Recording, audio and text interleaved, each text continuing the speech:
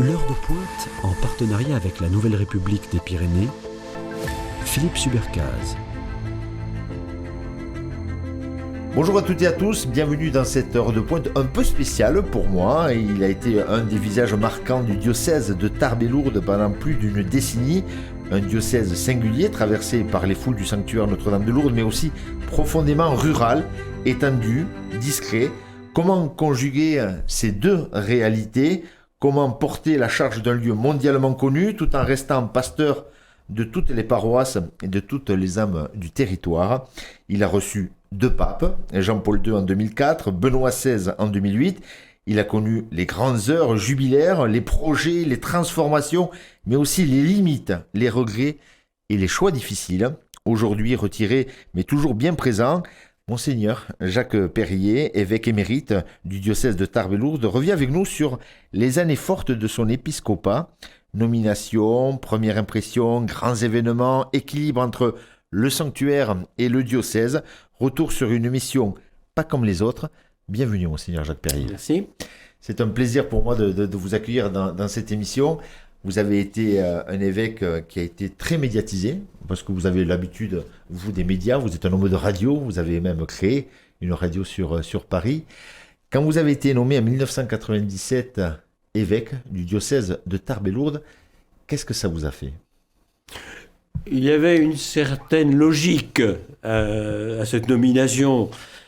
Bien que dans les nominations, on ne soit jamais mis au courant à l'avance, mais a posteriori, puisque j'avais été aumônier d'étudiants pendant 15 ans, donc en menant le pèlerinage étudiant à Notre-Dame de Chartres, qui était à ce moment-là le grand pèlerinage, qui a disparu depuis, mais à ce moment-là, c'était vraiment... J'ai commencé à le faire quand j'étais moi-même étudiant, donc j'avais une certaine pratique de la cathédrale de Chartres. Ensuite, j'ai été à Paris pendant 7 ans, j'ai été le recteur de la cathédrale Notre-Dame. Ensuite, j'ai été évêque de Chartres. Alors, il y a eu cette continuité, si vous voulez, à la fois des grands nombres et des sanctuaires mariales, en particulier donc Notre-Dame de Chartres et Notre-Dame de Paris. Et d'ailleurs, les deux vont souvent de pair, souvent les lieux mariales, il ne faut pas dire les lieux mariaux, il faut dire les lieux mariales, comme les sanctuaires navals, sont souvent aussi les plus populaires. Donc il y avait une certaine logique à la fois mariale et populaire, c'est-à-dire que le nombre ne m'impressionne pas. C'est plus impressionnant de parler à quelqu'un qu'à une foule. Après, chacun a son profil. Oui, donc chacun. Là, voilà, et puis j'avais fait 7 ans à Chartres, c'est un peu trop court. 7 ans, c'est un peu trop court pour un diocèse. J'estime que la bonne durée, c'est plutôt une 12aine d'années. Après, rester 20 ans, c'est trop, mais 7 ans... Parce que pendant au moins 3 ans, on dit « Alors, c'est vous le nouveau ?» Ah bon, c'est vous le nouveau. Vous êtes un Parisien, vous connaissez ces Parisien. grandes villes. Vous arrivez sur un diocèse, même s'il y a le sanctuaire Notre-Dame de Lourdes, rural, 220 000 habitants, c'est un petit quartier de Paris. Oui, c'est exact. Mais surtout, j'avais été à Chartres déjà. Donc Chartres, on est encore dans la zone d'attraction de Paris. Mais on n'est plus dans l'Île-de-France déjà. Bon. Et puis c'est quand même très marqué par à la fois la Beauce et le Perche. Voilà. Donc l'habitude, on n'est pas obligé d'être toujours rive gauche, rive droite des 20 arrondissements. Bon. Mais ce qui est frappant quand on arrive ici, c'est qu'on est ailleurs. Si vous êtes à Chartres, je ne sais pas si les gens de Chartres écouteraient l'émission, il n'y a pas à proprement parler de culture locale. Bon, il n'y a pas vraiment de langue locale. La référence, c'est quand même toujours plus ou moins Paris. Bon, on fait partie quand même du Royaume de France depuis très très longtemps. Bon. Quand vous arrivez ici, c'est très différent. Ici, la référence, c'est Toulouse. L'Institut catholique, c'est Toulouse. Il y a une langue, il y a une histoire. Ben, c'est vraiment très différent. Faut savoir que c'est comme ça. Alors, on est en France, hein, c'est pas le problème. On est en France. Mais voilà, il y a des régions plus ou moins marquées. Mais disons, un certain nombre de départements ou de diocèses du centre de la France sont moins originaux que ne sont, alors, je ne sais pas quoi, que ce soit le Pays Basque, si vous allez en Provence aussi, c'est très marqué, la Bretagne, c'est très marqué, le Franche-Comté, etc., même le Nord. Bon. Mais les diocèses comme Chartres ne sont pas très marqués par une culture particulière, si ce n'est l'agriculture, et d'avoir la plus belle cathédrale de France. C'est incontestable. Vous avez Incontestable. Vous avez eu quand même la chance d'être à Notre-Dame de Paris, Notre-Dame de Chartres. Ah oui, mais connaissant bien les deux, et c'est tout à fait objectif, parce que Chartres allie quatre éléments: le site, l'architecture, les vitraux, la sculpture.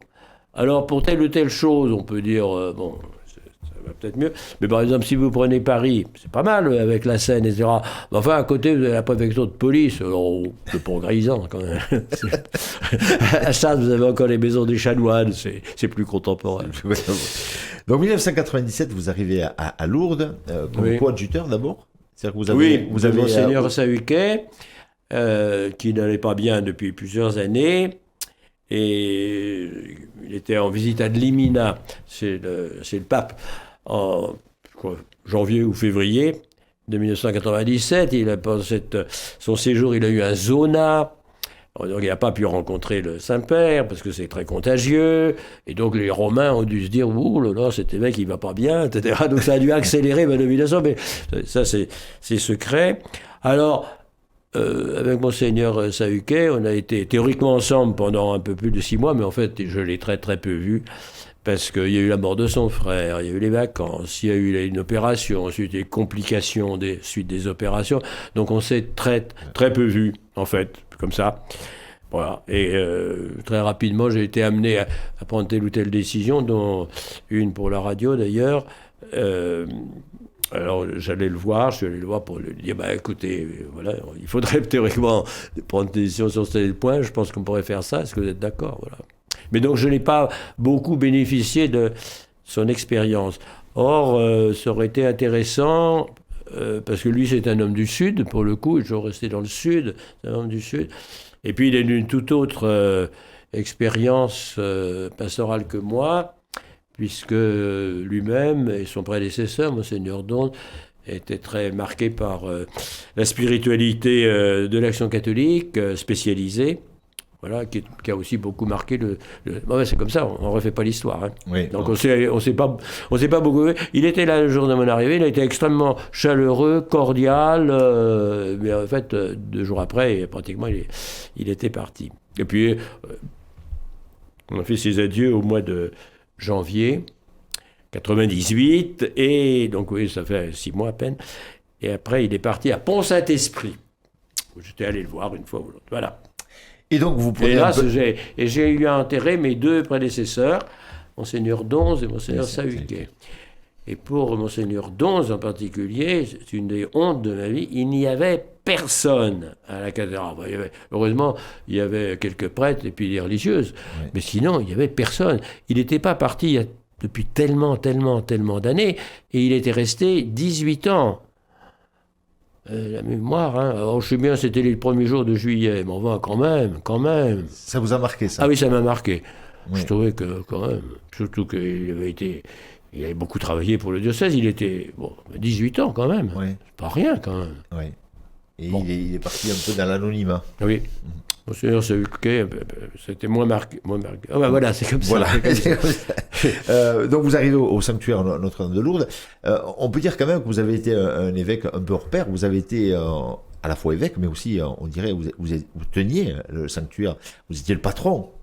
Ça c'est statutaire, oui, ça n'a jamais changé. Ça depuis Monseigneur Laurence jusqu'à Monseigneur Mika, sauf les 3 années dans lesquelles je dresserai un voile pudique pour ne pas dire d'horreur, non, mais enfin les 3 années où les sanctuaires ont été soustraits à l'autorité spirituelle et matérielle de l'évêque de Tarbes, sinon de Monseigneur Laurent jusqu'à Monseigneur Mika, qui a été rétabli dans les pleins droits d'évêque de Tarbes et Lourdes, c'est commun à tous. Alors, selon les évêques, ils sont peut-être perçus comme étant plus pour ceci ou plus pour cela. Il y a toujours un peu de rivalité. Est-ce qu'il va s'occuper plutôt des sanctuaires ou est-ce qu'il va s'occuper plutôt des diocèses?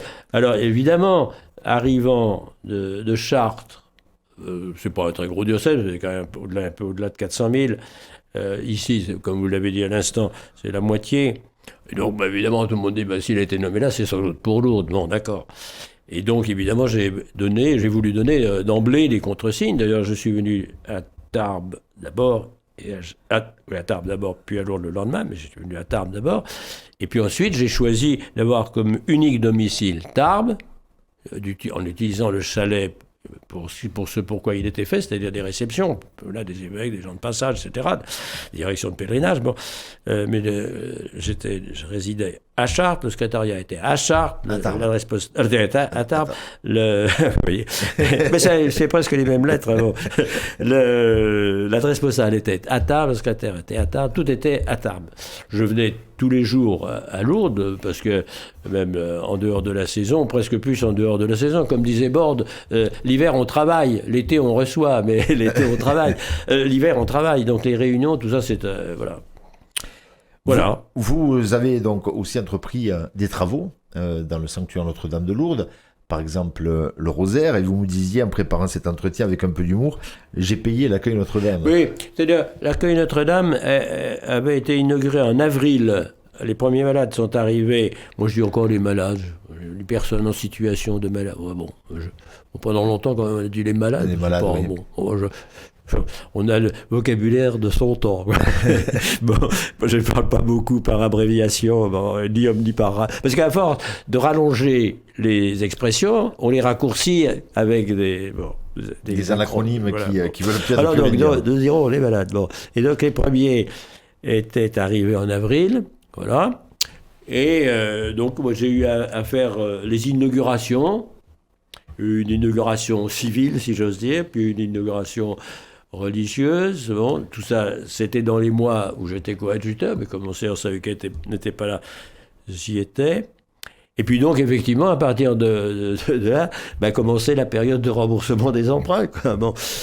Et donc, pour l'essentiel, quand même, quand je suis parti, c'était pas tout à fait fini, mais c'était pas pratiquement fini. Parce qu'en cours de route, il y avait eu d'autres travaux qui n'étaient pas prévisibles au point de départ, en particulier l'Ave Maria, pour lesquels il a fallu faire des travaux très importants sous peine de fermeture. Voilà, donc ça a un peu rallongé la période de remboursement des emprunts. Voilà, donc ce bâtiment, donc maintenant... ça fait beaucoup d'années, hein, puisque donc 97, ça lui fait 28 ans, il résiste très bien. Oui. Il résiste très bien. Il y a des petits travaux d'entretien réguliers, oui, d'après ce que j'entends dire, mais rien de fondamental. Mais son look est toujours actuel. Et oui, et puis surtout, il a eu l'architecte, alors, il avait le défaut d'être palois, évidemment. Qu'est-ce que vous voulez, c'est comme ça. Bon, il était palois, et du temps du choix, monseigneur Savuquet avait été avec auxiliaire de Bayonne, résident à Pau. Et l'économe du sanctuaire de l'époque, M. de Saint-Denis, Jean-François de Saint-Denis, était de Pau. Alors évidemment, je crois que ça n'a pas très beau... Enfin, j'ai entendu dire que ça n'avait pas trop plu sur la place lourdaise. Bon. Donc cet architecte a eu le génie d'encastrer d'une certaine façon, en tailladant dans la pente, ce qui fait que toutes les fenêtres des chambres où il y a les personnes sont vers la grotte, vers l'esplanade, et les trucs fonctionnels sont vers le rocher. Ce qui fait qu'en étant matériellement, ou à peine plus loin, mais les malades ont une bien meilleure vue sur l'ensemble du domaine que quand ils étaient à l'ancien accueil, qui était bien pourtant sur la rive, mais le long de l'esplanade, ils ne voyaient rien du tout. Oui. Donc là, non, je vous disais tout à l'heure, à mon avis, il y a 4 personnes qui ont vraiment marqué avec de leur génie Lourdes. Alors pour l'organisation de l'ensemble de l'espace, c'est le Père Saint-Pé, avec le boulevard de la Grotte, puisque les pèlerins arrivaient par le train, donc ils descendaient comme ça, le pont Saint-Michel, et ensuite toute l'organisation de cette longue esplanade qui permet aux gens de se préparer, si vous voulez, avant d'arriver au sanctuaire, à proprement parler. Ensuite, celui justement qui a construit le rosaire et qui a eu le génie de le glisser presque d'une certaine façon sous la basilique supérieure, ce qui fait que quand vous êtes de loin, vous pensez que c'est une seule église. Oui. Voilà.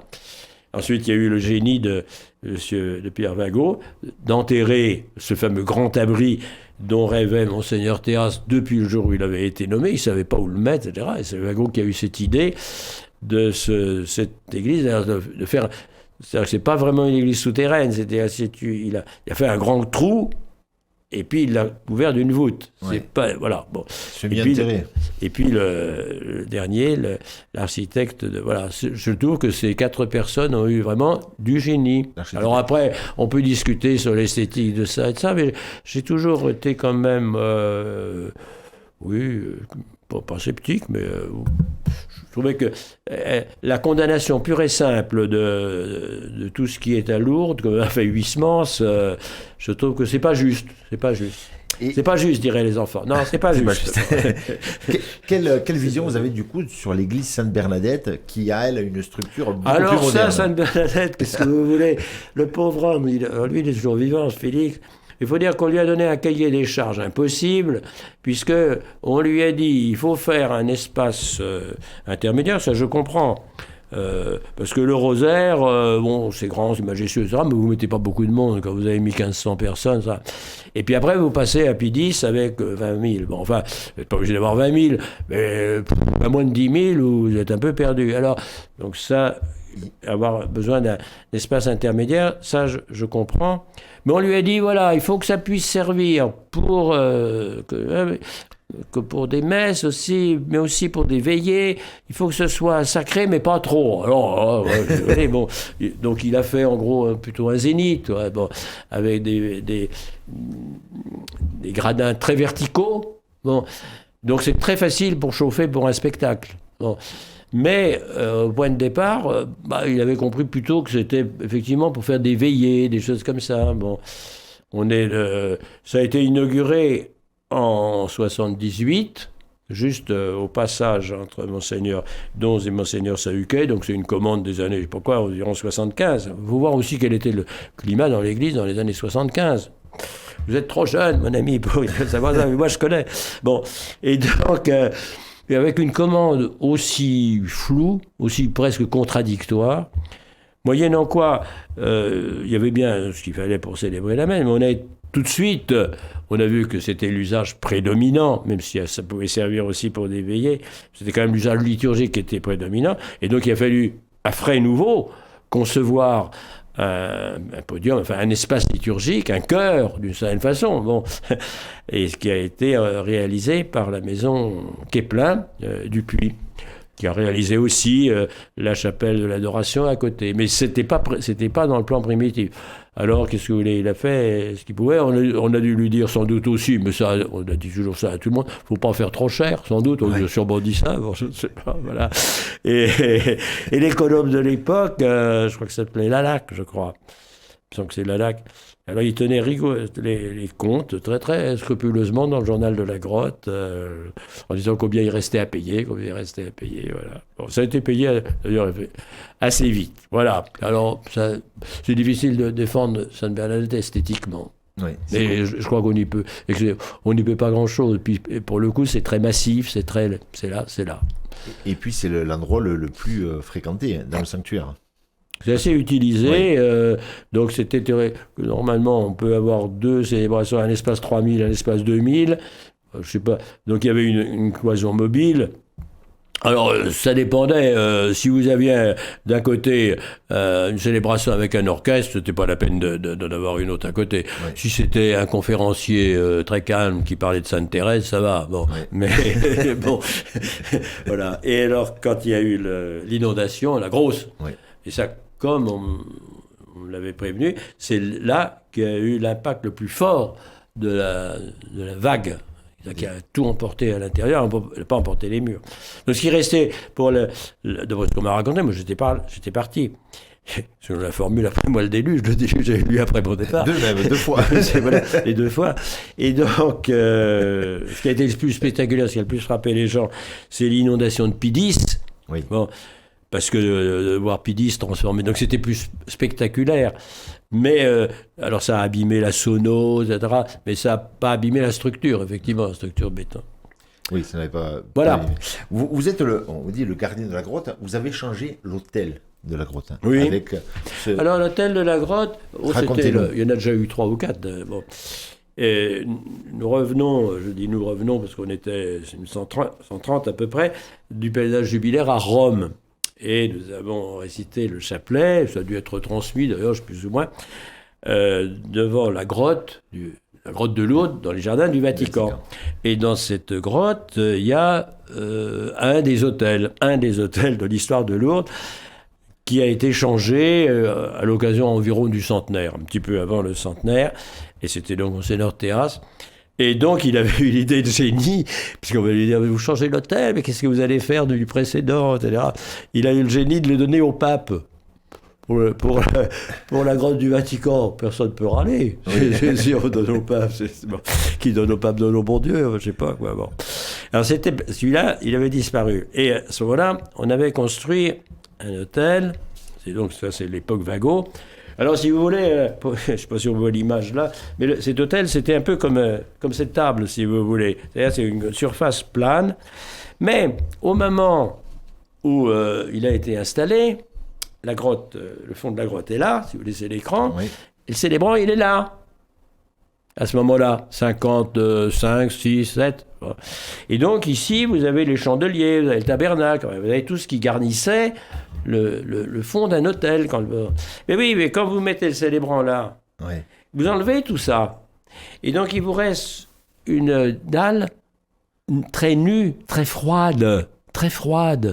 Bon. Et ça m'a toujours frappé. Bon. Et en plus, elle est très grande et comme...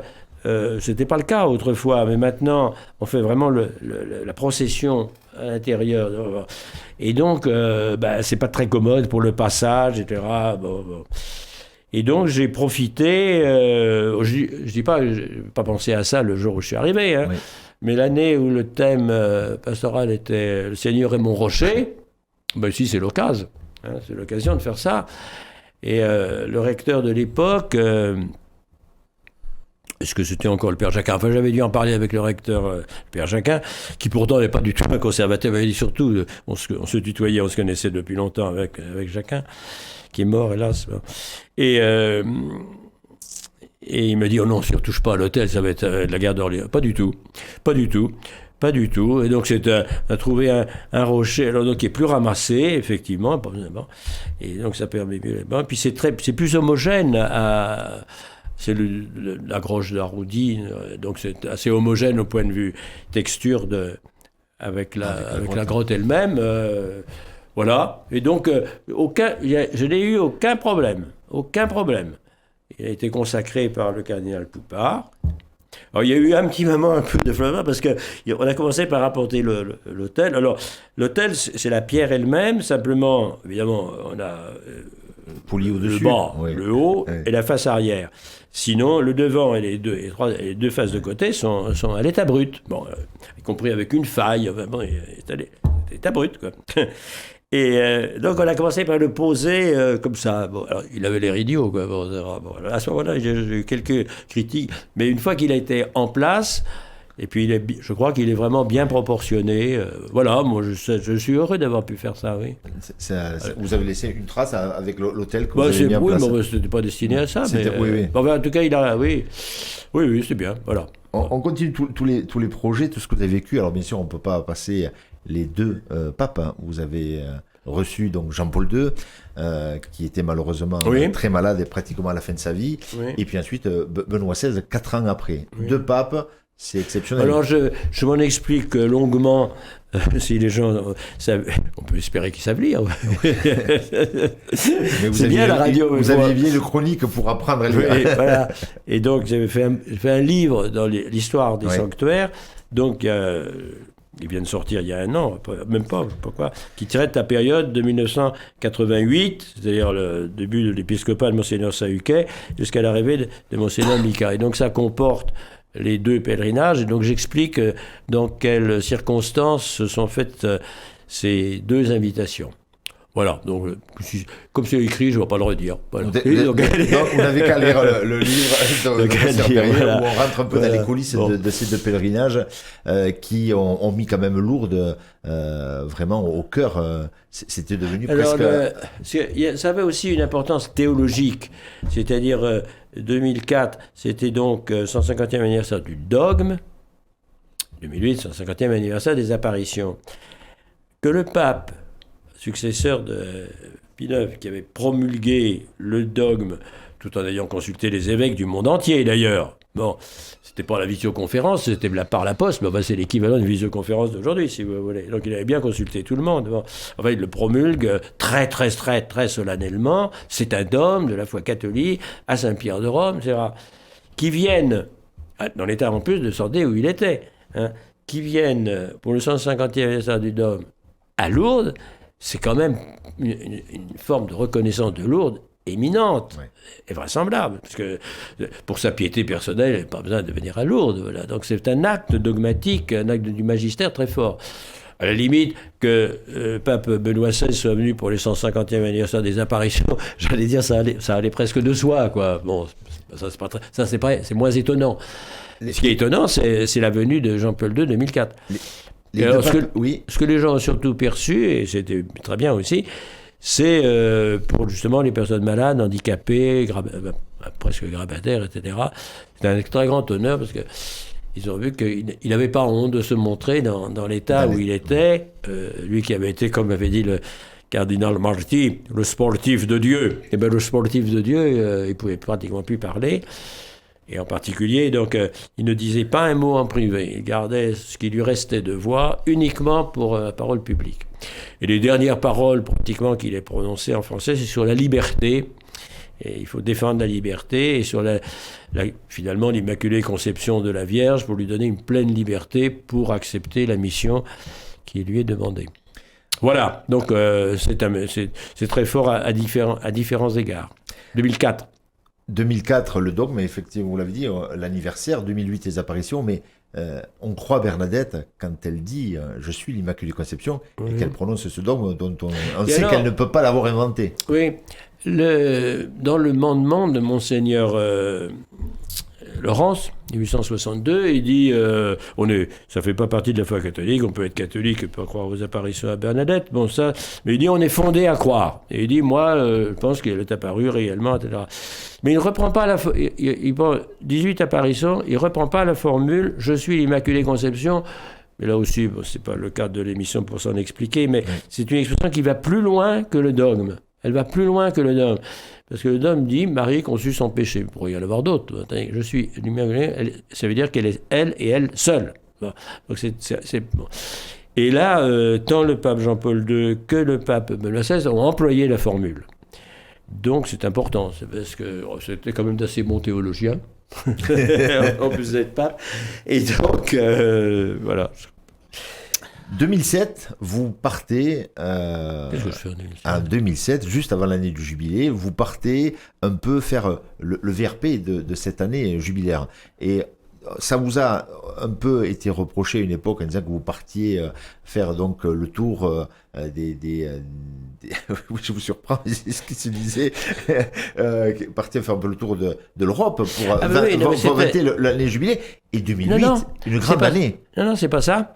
Non, c'est que déjà quand j'étais à Paris, à Notre-Dame de Paris, quand on faisait la procession du 15 août, que j'ai fait sortir de la cathédrale, avant elle restait à l'intérieur de la cathédrale, on étouffait, donc j'ai fait sortir de la cathédrale, et j'ai fait entourer la statue qu'on promène de bannières, alors c'était des bannières en plastique à ce moment-là, je crois de 8 sanctuaires, 4 de France, alors certainement Chartres et Le Puy, Lourdes sûrement aussi, je sais pas quoi, et 4 de l'étranger, Fatima, Cesto, je sais plus quoi.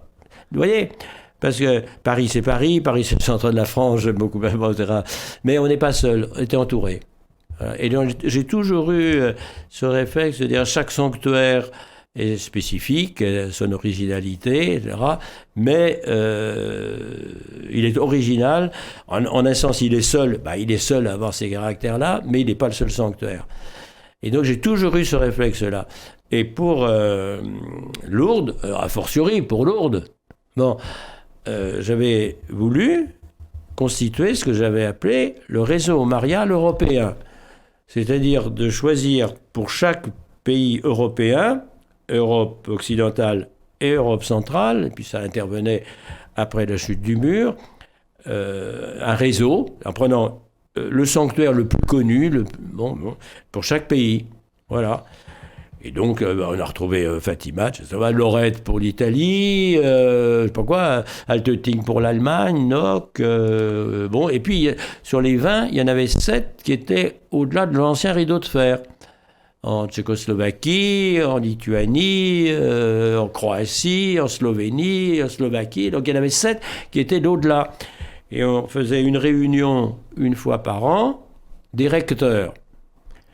Parce que c'est très spécifique, les recteurs, puis les gens d'Europe de l'Est, il y avait quand même eu très très peu de moyens, donc puis ils savaient bien qu'il allait arriver chez eux des gens de l'Ouest, très sécularisés, etc. Bon. Voilà, non, et ça j'y tenais beaucoup, c'était tout à fait indépendant du jubilé, ça. Ça a duré sur plusieurs années, et je suis allé dans tous ces sanctuaires. Je suis allé dans tous ces sanctuaires. Voilà. 2008, cette année jubilaire, a été marquée par quelque chose que les Lourdais, parce qu'on ont toujours, c'est essayer de faire remonter les pèlerins vers le haut, parce qu'ils connaissent très très bien le bas, puisqu'il y a toujours ce flux entre les hôtels, le sanctuaire-hôtel, pour aller déjeuner, pour aller manger et dormir, mais en fait, ils découvrent très peu la ville où Bernadette a vécu en haut. Et vous avez eu cette intuition de faire le chemin du jubilé, avec des lieux comme l'église paroissiale, le cachot, l'hôpital où elle est allée à l'école, et puis, bien sûr, le sanctuaire, le lieu des apparitions. 4 lieux qui avaient donné donc un camembert à faire remplir. Et tout le monde avait ce fameux petit camembert où il fallait avoir les 4 pour avoir une grâce. Alors, il faut dire que j'ai découvert Lourdes, moi, comme évêque de Chartres, quand j'ai emmené mon diocèse. Un pèlerinage. Bon, avant, j'étais venu une fois à Lourdes, mais très peu. Ma culture lourdaise, elle commence en fait en 90 avec le pèlerinage de Chartres. Et je me rappelle qu'une fois, on me dit, pour la messe, je sais plus de tel jour, on célébrera à l'hémicycle. L'hémicycle, c'est ce qui a été bâti pour l'assemblée plénière des évêques. J'ai dit, je refuse. Parce que l'hémicycle, c'est pas un lieu pour la liturgie.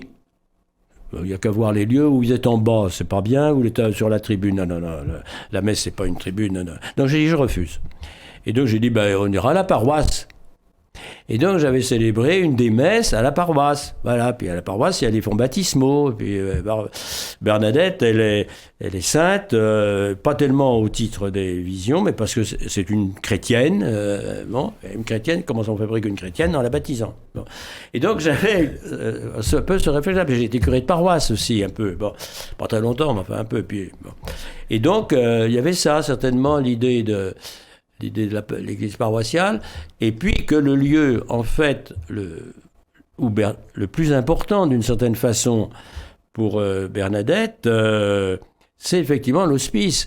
Parce que quand elle revient de Bartrès, début 58, c'est là qu'elle commence un tout petit peu à aller à l'école, etc. Bon, bien. Et elle va fréquenter cette école pendant 2 ans, et ensuite, pendant 6 ans, elle y sera plein temps, elle y sera comme pensionnaire, donc elle y passe pratiquement 8 ans. Bon. Le Moulin de Boly, elle en passe 10 ans, mais enfin, elle n'a peut-être pas tellement de souvenirs de ce qui se passait quand elle avait 6 mois. Bon. Oui. Tandis qu'elle est bon. Donc, oui, vous avez 2 lieux où elle est restée longtemps, Moulin de Boly, hospice, et puis vous avez un temps assez réduit. Au total, au cachot, elle n'a pas dû faire plus d'1 an. Un peu avant d'aller à Bartrès, puis 6 mois à Bartrès, puis un peu au retour de Bartrès. Mais dès l'été suivant, la famille n'est déjà plus au cachot. Alors, symboliquement, c'est très très important, le cachot, bien sûr. Oui. Elle est allée la chercher. C'est misérable comme était Nazareth. Bon, donc l'analogie est très importante, très significative. Mais voilà, moi j'ai essayé de valoriser, parce que c'est le lieu qui n'est pas suffisamment connu, de l'hospice. Voilà. Et vous pensez qu'en fait, aujourd'hui, les gens qui viennent à pèlerinage ne peuvent pas quand même repartir sans avoir visité ces lieux? Vous pensez qu'on ne peut pas venir que à la grotte? Je trouve que oui, ce serait dommage, parce que autant, il ne faut pas que Bernadette remplace la Vierge. Elle serait très mécontente si elle remplaçait la Vierge. Hein. C'est qu'ils aillent à la grotte. Elle a toujours refusé de se mettre à la place des gens qui fassent ça. Bon, d'accord. Elle a toujours refusé toute... je prierai pour vous, mais elle ne s'est jamais attribué rien du tout, etc. Elle a refusé par avance que son corps soit ramené à Lourdes après sa mort en disant « on irait sur ma tombe au lieu d'aller à la grotte ». Bon. Donc, je suis réservé sur une polarisation sur Bernadette, qui est pourtant très facile, parce que c'est un personnage tellement attirant, il y a tellement de bons mots. C'est formidable, Bernadette, c'est formidable. Bon. Mais l'important, c'est quand même, d'où un autre bouquin que j'ai fait qui s'appelle Retraite à Massabielle. Ça se passe entre deux personnes, la Vierge et Bernadette. Et Bernadette est insubmersible, si j'ose dire, inattaquable et allergique à toute influence. C'est entre elles deux, oui. Mais c'est quand même aussi une chrétienne, donc d'où l'importance des fonds baptismaux. Ensuite, tout ce qu'elle a découvert, l'Eucharistie, le service des autres, la vie religieuse, etc., ça c'est l'hospice. Et puis donc ce lieu symbolique quand même, qu'est le cachot. Il a regardé l'humilité de sa servante, voilà. Donc tout ça, oui, ces 4 pièces sont, voilà. Je voulais pas qu'il y en ait trop parce que déjà 4, les gens, on passe peu de temps. Le moulin de Boly est important parce que, comme c'est ce que le correcteur Borde appelait le moulin du bonheur. Alors, dans les conditions d'aujourd'hui, on dirait c'est un peu sommaire comme confort, mais c'était quand même, pour l'époque, c'était très bien, quoi, c'était pas mal. Et il y a aussi ce fond d'équilibre de Bernadette qui fait qu'elle n'a pas toujours été misérable. Ça, c'est un thème que j'ai employé, sur lequel je revenais souvent. Le problème, c'est pas tellement qu'ils étaient pauvres, c'est qu'ils étaient ruinés. Et les gens, ils sont ruinés, on dit, ils y sont pour quelque chose, un peu de leur faute quand même, etc. Donc il y avait cette... voilà. Bon. Voilà, 4. Et puis je tenais à ce qu'il y ait quand même quelque chose de matériel. Et alors l'astuce, c'était effectivement d'avoir cette espèce de macaron. Le musée, il y avait forcément des gens qui ne feront pas les 4. Bon. Et alors, si vous prenez un puzzle, oui, mais si vous manque une pièce, on voit que l'endroit où il n'y a plus la pièce, parce que comme si vous avez un trou à votre vêtement, on voit que le trou. Bon. Et donc, le macaron était plein, et on collait à chaque fois les sticks là-bas. Et donc, s'il en manquait un, il en manquait un. On avait quand même son macaron. Son macaron. Et là, vous aviez aussi mobilisé beaucoup de bénévoles qui accueillaient dans les lieux. Et l'idée, ça je l'écris aussi, parce qu'il faut être juste, je la dois à un évêque que je connaissais, nous on était assez amis, qui est mort aussi, à mon âge, ils sont tous morts. Bon, alors, et c'était Monseigneur Brincard au Puy. Et donc, il y avait un millénaire, je ne sais plus quoi, du Puy. Et il avait organisé aussi un circuit. Alors évidemment, ce n'étaient pas les mêmes effectifs, mais avec cette idée de différents lieux, qui se finissaient évidemment par la cathédrale, dans le vieux puits, et donc avec un accueil. Donc je lui dois cette idée-là.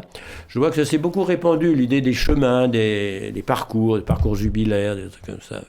Alors secondairement, effectivement, ça a fait monter les gens en ville, mais c'était pas...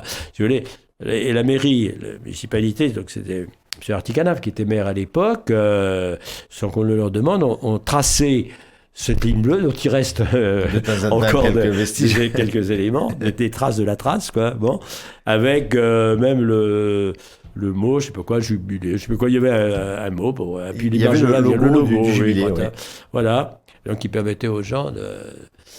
Oui, ça a été alors aujourd'hui, est-ce que ça se ferait dans le climat de laïcité d'aujourd'hui? Je ne sais pas ce que...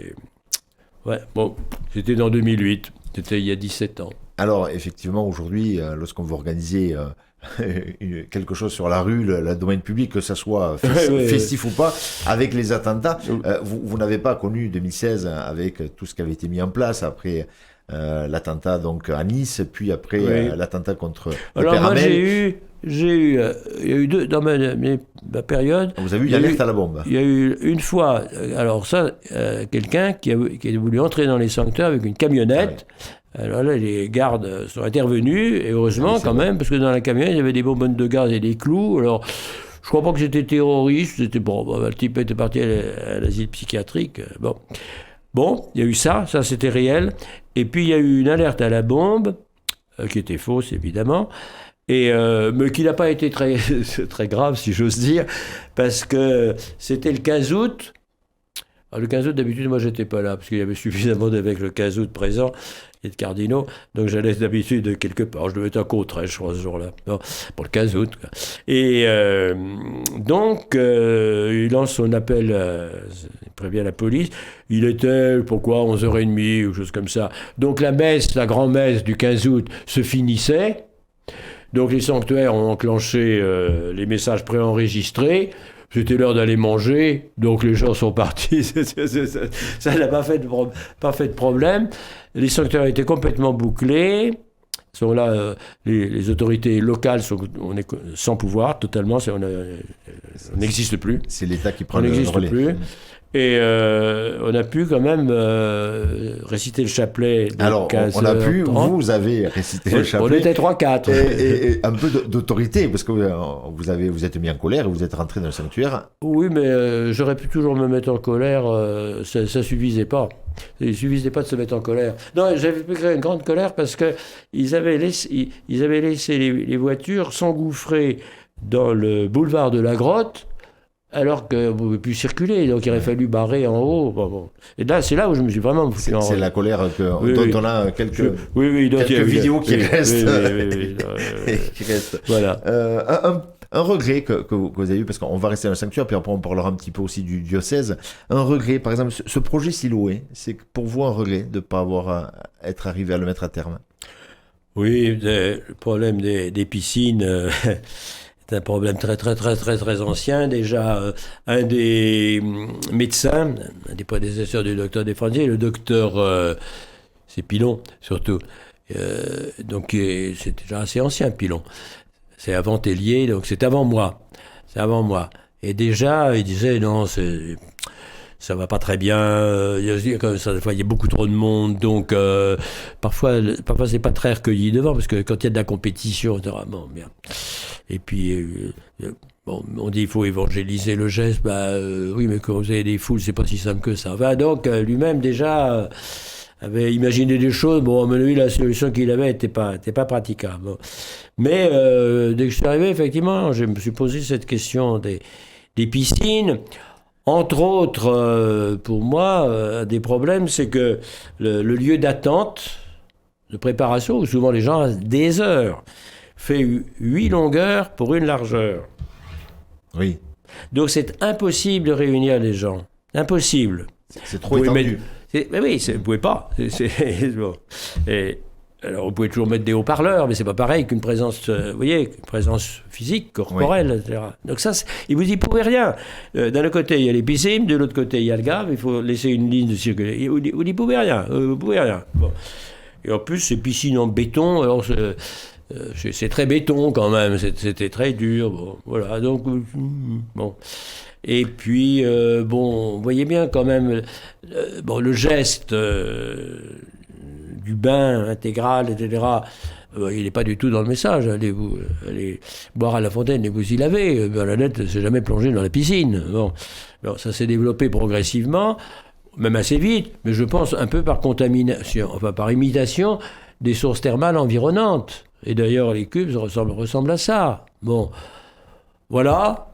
Bon, donc je pensais qu'il fallait essayer d'abord, pour ce qu'on appelle les robinets, enfin les fontaines, on les avait progressivement éloignées de la grotte vers la gauche, voilà, parce que les fontaines là aussi ça peut faire du bruit, et donc pour essayer de garder un peu de recueillement à la grotte, ce qui est un problème constant jusqu'à la fin des temps, bon. Et puis, donc, de les valoriser, le faire un peu mieux, bon, d'accord. Mais je voulais aussi qu'il y ait des vasques et que les pèlerins puissent faire eux-mêmes le geste que Bernadette a fait en se mettant à genoux, en baisant la terre, etc. Bon, là, pour l'instant, aucune des solutions ne le permet. Voilà.